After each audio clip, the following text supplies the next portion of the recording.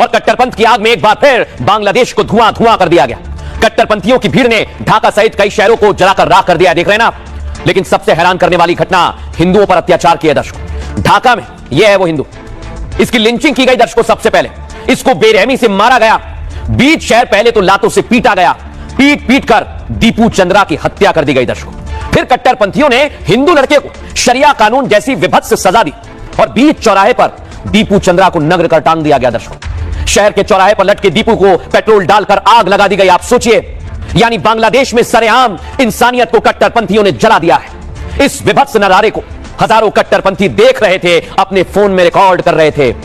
दीपू चंद्र की भीड़ ने हत्या कर दी दर्शकों, और जलाते वक्त भीड़ अल्लाह अकबर के नारे लगा रही थी। सोचिए जरा, हैरत की बात तो यह कि हिंदुओं के कत्लेआम पर मोहम्मद यूनुस खामोश है। यूनुस ने तांडव करते कट्टरपंथियों के खिलाफ एक्शन तक नहीं लिया, एक्शन तक। सिर्फ इतना ही नहीं, उन्होंने कहा नए बांग्लादेश में ऐसी हिंसा के लिए कोई जगह नहीं है। लेकिन बांग्लादेश में यह हिंसा हो रही है। बांग्लादेश के बवाली अब भारत बॉर्डर के करीब भी बवाल कर रहे हैं दर्शकों।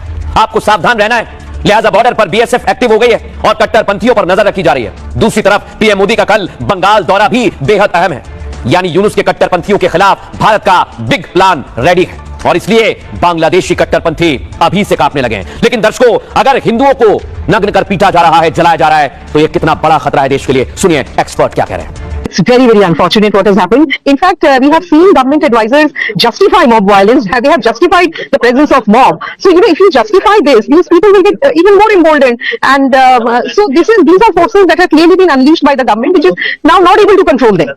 So, it's very, very shocking what has happened. And to attack Indian diplomatic establishments is absolutely not acceptable. लेकिन दर्शकों, एक व्यक्ति बांग्लादेश में हिंदुओं के लिए आवाज नहीं उठा रहा है। और यूनुस क्या कह रहे हैं आप सुनिए। वो इस घटना को लेकर कैसी ढीली और मीठी बातें कर रहे हैं, सुनाता हूं मैं आपको। আমি দেশের সকল নাগরিকের প্রতি আন্তরিক আহ্বান জানাচ্ছি, আপনারা ধৈর্য ও সংযম বজায় রাখুন। রাষ্ট্র আইনের শাসন প্রতিষ্ঠায় সম্পূর্ণরূপে প্রতিশ্রুতিবদ্ধ। सुना दर्शकों आपने, एक्शन होना चाहिए था, लेकिन नहीं, यूनुस तो बस बातें कर रहे हैं बातें। और बांग्लादेश में करेगा हमेशा की तरह सिर्फ और सिर्फ सोशल मीडिया पर पोस्ट कर रहा है, आंसू बहा रहा है, वो भी हिंदुओं की मौत पर नहीं दर्शकों। आप सोचिए, यही अमेरिका की नीति रही है, इसी नीति पर दर्शकों सवाल खड़े होते हैं। लेकिन आप सोचिए, बांग्लादेश चल रहा है और बांग्लादेश में कट्टरपंथी हावी हो चुके हैं। लेकिन दर्शकों आपको बताता हूं, ये कट्टरपंथी आखिर चाहते क्या है और इसके पीछे की वजह क्या है। भारत में जो कुछ हो रहा है वो तो दुनिया को पता है, लेकिन बांग्लादेश में जो कुछ हो रहा है वो महज गुस्सा और इत्तेफाक नहीं है दर्शकों, बल्कि हिंसा के पीछे बहुत गहरी साजिश और प्लॉटिंग की गई है। क्योंकि इस भीड़ ने जहां जहां हमला किया वो सिलेक्टिव जगह थी दर्शकों। पहले मीडिया संस्थानों पर हमला किया, यानी उन पर हमला कर आजादी को खत्म किया गया। उसके बाद पूर्व राजनेता और शेख हसीना समर्थकों को टारगेट किया गया। समझिए इसे आप, हसीना परिवार का घर जलाया ताकि चुनाव से वो डर जाए। फिर हिंदुओं की सरेआम हत्या कर जलाया गया ताकि भारत भड़क जाए। इसके बाद भारतीय उच्चायोग के दफ्तर पर फिर से हमला किया। इसके पीछे प्लान था कि भारतीय डिप्लोमेट बांग्लादेश छोड़कर चले जाएं। जरा आप सोचिए दर्शकों थोड़ी देर के लिए, इन सभी हमलों और घटनाओं से सबसे बड़ा फायदा किसे होगा आप बताइए।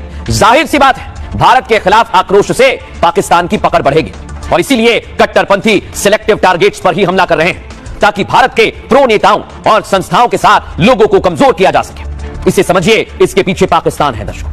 लेकिन आज एक के बाद एक तस्वीर सामने आ रही है, और यही तस्वीर बताने के लिए काफी है कि पाकिस्तान बहुत बड़ी साजिश कर रहा है दर्शकों।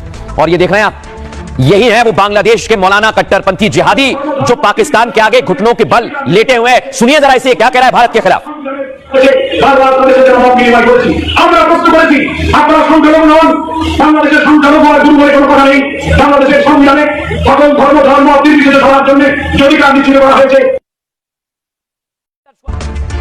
ये कैसे लगातार भारत के खिलाफ बातें कर रहा है, लेकिन बांग्लादेश की साजिश बहुत बड़ी है दर्शक, और उसी साजिश का ये एक मोहरा था दर्शक। ये है उस्मान हादी, ये भारत के खिलाफ बयान देता था और इसका मर्डर कर दिया गया है दर्शकों। सुनिए जरा क्या क्या कहता था।